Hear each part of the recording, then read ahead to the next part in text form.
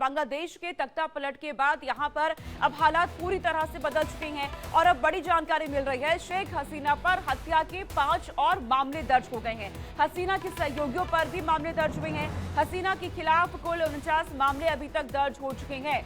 बांग्लादेश के पूर्व प्रधानमंत्री शेख हसीना पर हत्या के 5 और मामले दर्ज हो चुके हैं, उनके सहयोगियों पर भी हुए हैं और ऐसे में कुल मिलाकर अभी तक 40 से ज्यादा मामले शेख हसीना पर दर्ज हो चुके हैं।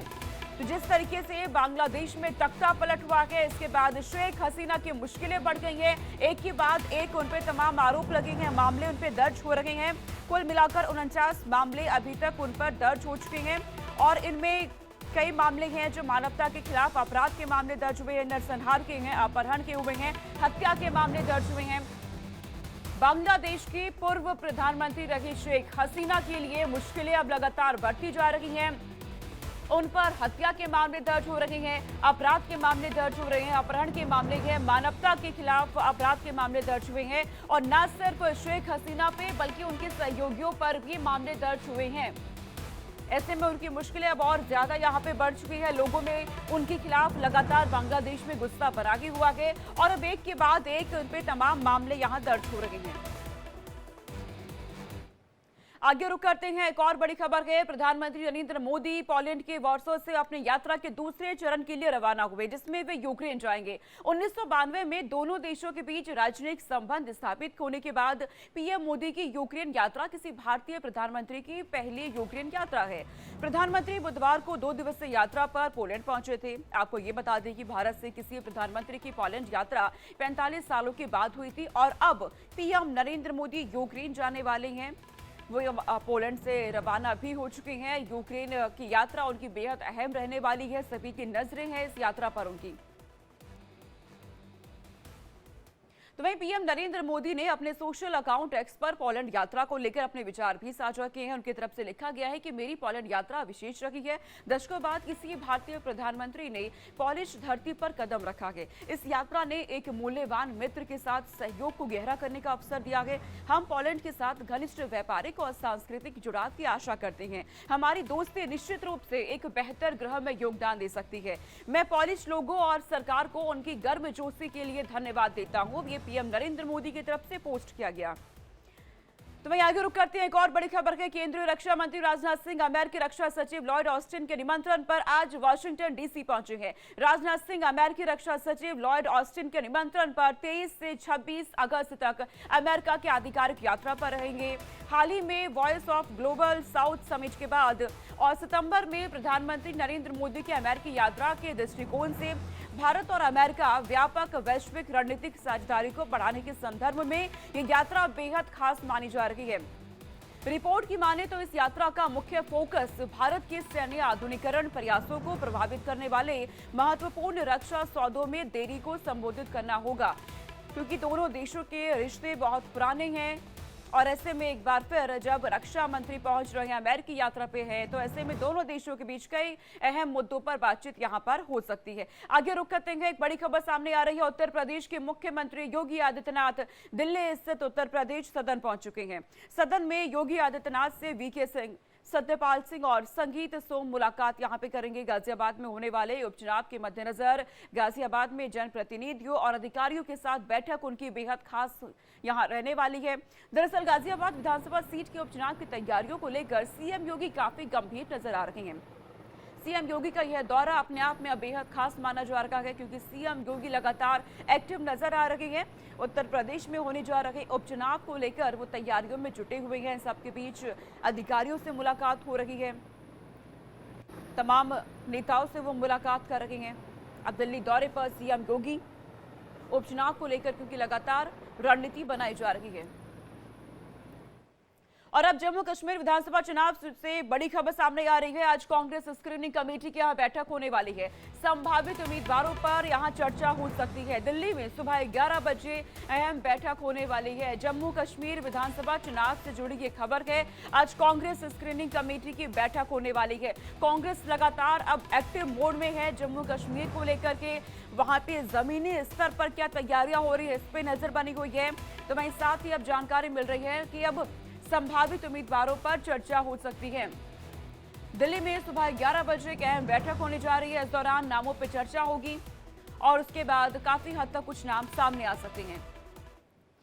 और अब बात दिल्ली के सीएम अरविंद केजरीवाल के सचिव विभव कुमार की। दरअसल आम आदमी पार्टी की राज्यसभा सांसद स्वाति मालीवाल से कथित तौर पर मारपीट करने वाले विभव कुमार के केस में एक बड़ा अपडेट सामने आया है। जानकारी के मुताबिक दिल्ली पुलिस ने विभव कुमार की तरफ से सुप्रीम कोर्ट में दायर की गई जमानत याचिका पर अपना जवाब दाखिल कर दिया है। पुलिस ने जमानत याचिका का विरोध किया है। अपने जवाब में दिल्ली पुलिस ने कहा कि विभव कुमार सवालों के जवाब देने में टाल मटोल कर रहे थे और जांच में सहयोग नहीं कर रहे थे। दिल्ली पुलिस ने अपने जवाब में कहा कि विभव कुमार गवाहों को प्रभावित कर सकते हैं और सबूतों से छेड़छाड़ कर सकते हैं। जवाब में दिल्ली पुलिस ने कहा कि लंबे समय तक जेल में रहना जमानत का आधार नहीं बन सकता है। अरविंद केजरीवाल के बेहद करीबी रहे सचिव रहे विभव कुमार की मुश्किलें आए दिन और ज्यादा लगातार बढ़ रही हैं। स्वाति मालीवाल के साथ बदसलूकी का उन पर आरोप है। ऐसे में लगातार जमानत की अर्जी उनकी तरफ से डाली जा रही है, लेकिन फिलहाल उन्हें राहत नहीं मिल रही है।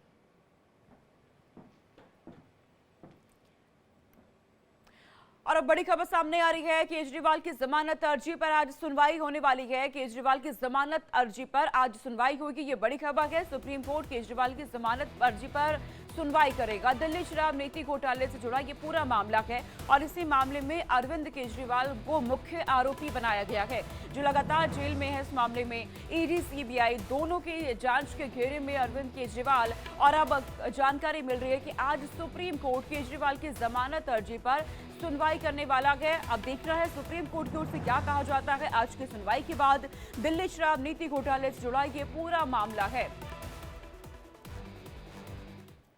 वहीं आगे रुक करते हैं, एक और बड़ी खबर आ रही है। महाराष्ट्र के डिप्टी सीएम और एनसीपी प्रमुख अजित पवार ने मुंबई में महाराष्ट्रवादी हेल्पलाइन नंबर लॉन्च किया है। इस मौके पर उन्होंने बताया कि सरकार ने कई योजनाएं शुरू की हैं, लेकिन लोगों को कई योजनाओं के बारे में जानकारी नहीं है। अगर उन्हें कोई समस्या आती है या किसी योजना के बारे में जानकारी लेनी है तो वो हमसे हेल्पलाइन नंबरों पर संपर्क कर सकते हैं। ये एक शुरुआत की गई है महाराष्ट्र में लोगों के लिए, ताकि आम जनता सीधे कोई भी समस्या उन्हें है तो वो इस हेल्पलाइन नंबर पे कॉल करके जानकारी आगे पहुंचा सकते हैं सरकार तक।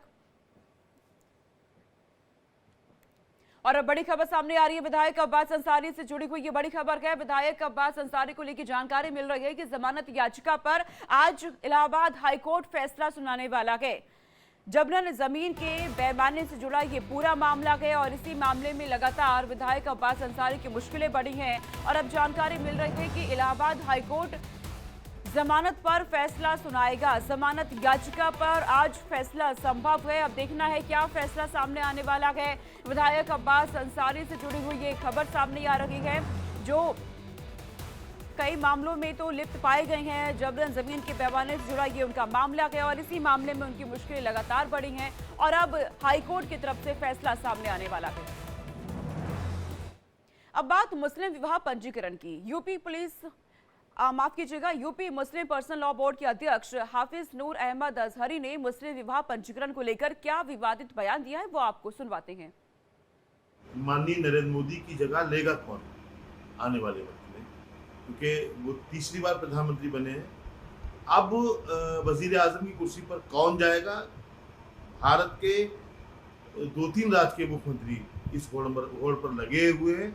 जो सबसे ज्यादा मुसलमानों के खिलाफ कानून ले आए, जो सबसे ज़्यादा मुसलमानों को परेशान करे, जो सबसे ज़्यादा मुसलमानों को मदरसों को टारगेट करे, मुसलमानों के मज़हब को टारगेट करे, मुसलमानों के नौजवानों को टारगेट करे, वो सबसे बड़ा देशभक्त है, वो सबसे बड़ा भारतीय जनता पार्टी का नेता है। इसके सिवा कुछ भी नहीं। वो एक कानून लेकर के आ रहे हैं कि अब निकाह का जो रजिस्ट्रेशन है वो काजी नहीं कराएगा, वो सरकार कराएगी, वो हुकूमत कराएगी। कहाँ से लाते हैं भाई ऐसा इतना घटिया जहन हमारे लिए? भाई आपको जब मुसलमानों को मुफ्ती ही बनना है तो आपको जिस कुर्सी पर बैठे हैं वो कुर्सी आपको छोड़ देनी चाहिए। उनको बिना देर किए हुए मुख्यमंत्री के पद से इस्तीफा दे देना चाहिए। मतलब निकाह काजी रजिस्ट्रेशन नहीं कराएगा, कौन कराएगा? हमारे मजहब में ज्यादा मदाखलत करने का आपको शौक है, अपना मजहब हम पर क्यों थोपना चाहते हो आप? आगे रुक करते हैं। पेरिस ओलंपिक के बाद भारत के star javelin throw player Neeraj Chopra एक बार फिर एक्शन में दिखे हैं। उन्होंने लुसाने डायमंड लीग 2024 में सीजन का बेस्ट थ्रो किया है और वो दूसरे नंबर पर रहे हैं। नीरज ने इसी महीने 8 अगस्त को पेरिस ओलंपिक में 89.45 मीटर दूर जैवलिन थ्रो करते हुए सिल्वर मेडल जीता था। इसके बाद दूसरा मुकाबला 5 सितंबर को ज्यूरिख में होना है और डायमंड लीग फाइनल के लिए नीरज ने इन दोनों में से कम कोई एक मैच खेलना जरूरी था।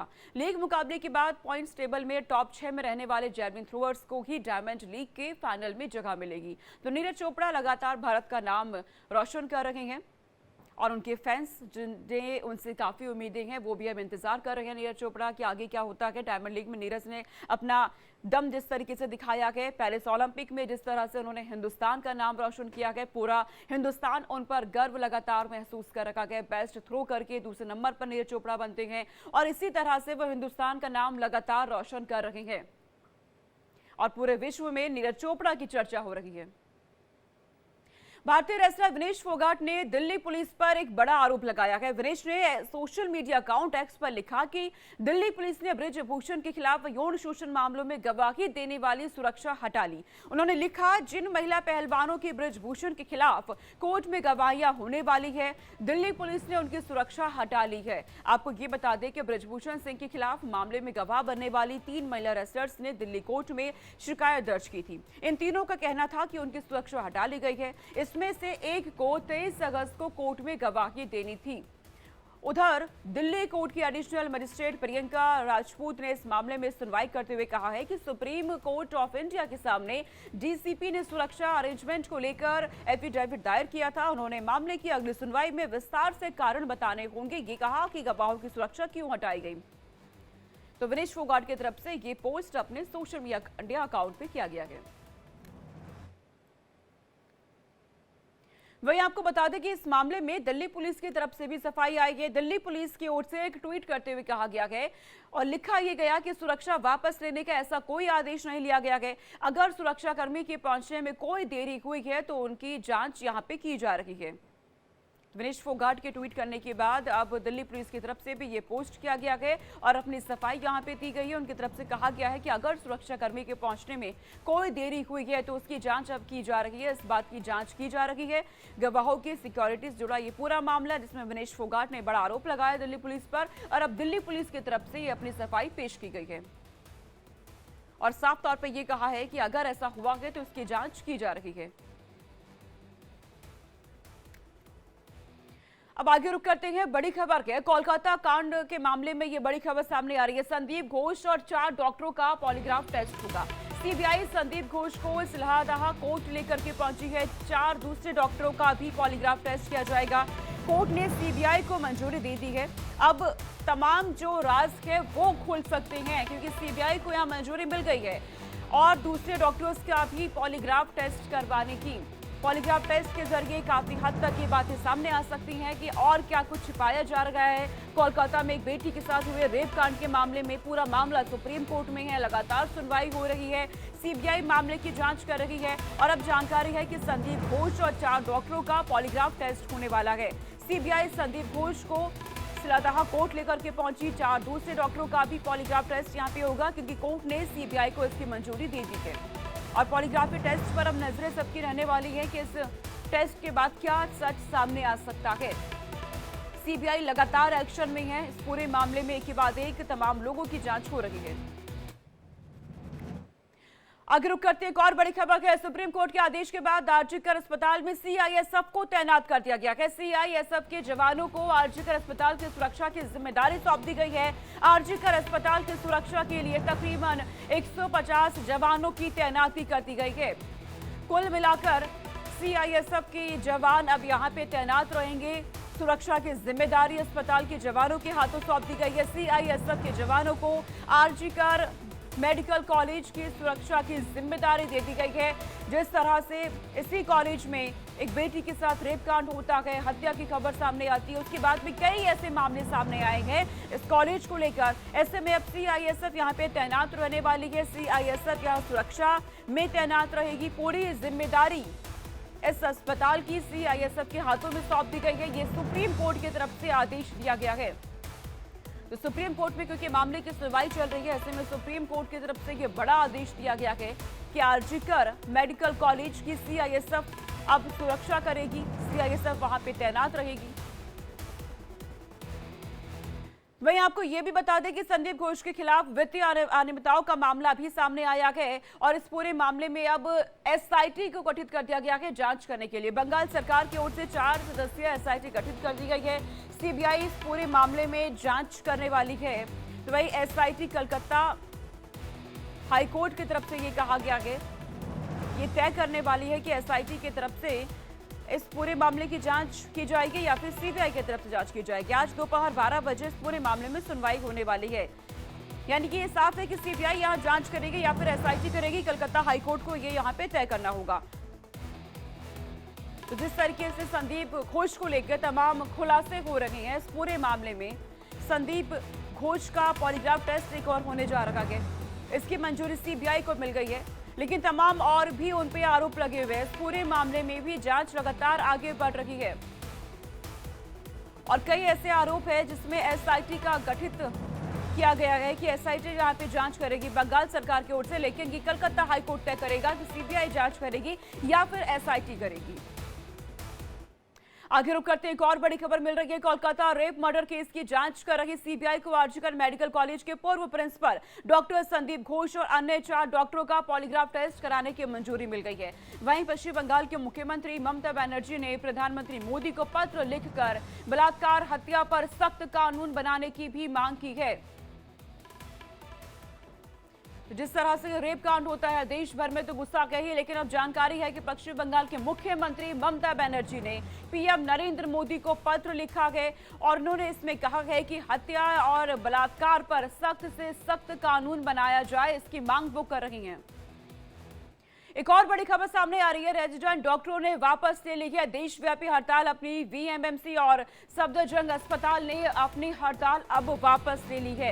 कोलकाता रेप कांड के खिलाफ में लगातार विरोध प्रदर्शन डॉक्टर्स की तरफ से हो रहा था, लेकिन अब जानकारी मिल रही है कि डॉक्टर्स ने अपनी हड़ताल को वापस ले लिया है। सुप्रीम कोर्ट की ओर से इस बात को कहा गया था और उनके आदेश के बाद ही तमाम डॉक्टर्स अब अपने काम पर लौटेंगे। हड़ताल वापस ले ली गई है।